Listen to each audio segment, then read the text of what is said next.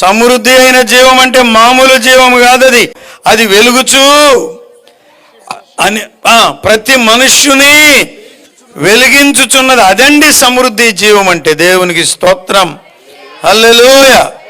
ఇక్కడికి రండి అయ్య గారు, ఏమనుకోకుండా ఒకసారి. ఇదిగో ఇక్కడ ఒక ఆయన ఉన్నాడు, ఈయన పేరే జక్కుల లెక్కలం జక్కరయ్య గారు. అంటే తెలుసా? ఎప్పుడన్నా అనేక సందర్భాల్లో చెప్పాను. అక్కడ ఈయన ఉన్నాడు, ఇక్కడికి మీ ఊరు అదృష్టం వచ్చాడు. దేవునికి స్తోత్రం.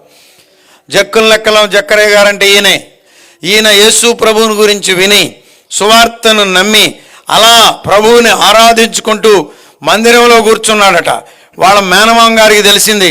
చెరుకు దంటు తెచ్చి, చెరుకు దంటు పీసు రేగేదాకా కొట్టి, మన ఇంటా వంట లేని పని మనకెందుకురా అని చెప్పేసి వాళ్ళ ఇంట్లోకే తీసుకెళ్ళి నెట్టాడి కట్టేశాడట.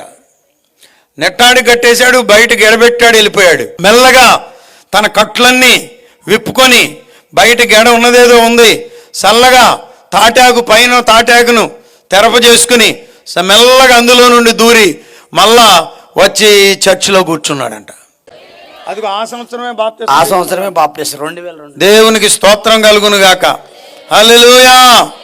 సైతాన్ గాడు అనుకున్నాడు, ఒళ్ళు ఓనం అయిపోతే, చెరుకు పీసు రేగిపోతే, చెరుకు రసం కారిపోతే, వాతలుగా తేలిపోతే ఇక ఈయన సత్యాన్ని విడిచిపెట్టేస్తాడని. కానీ అది నిజం కాదు. దొరికిందేంటో చెప్పండి? జీవం. దొరికిందేంటో చెప్పండి? సమృద్ధి జీవం. మందిరంలో కూర్చోబెట్టి అంతటితో సరిపెట్టలేదు సుమా. తరువాత మంచి విశ్వాసి అయిపోయాడు. యేసు ప్రభువుని అంగీకరించడం ద్వారా బాప్తిస్మం పొందేశాడు.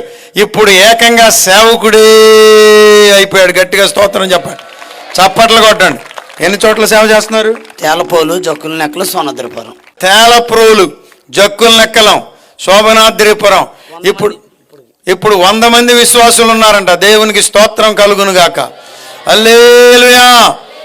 ఎంత మందినని వీపులు పగల కొడతావు, ఎంత నీ చెరుకు గడలైపోతాయేమో కానీ సువార్త శక్తి తరిగేది ఏమీ లేనే లేదు. ఆత్మ చల్లార్చబడేది ఎంతకన్నా లేదు. కారణం ఏమిటంటే ఇక్కడ సమృద్ధి అయిన జీవం. థ్యాంక్ యూ పాస్టర్ గారు, హల్లెలూయా, హల్లెలూయా.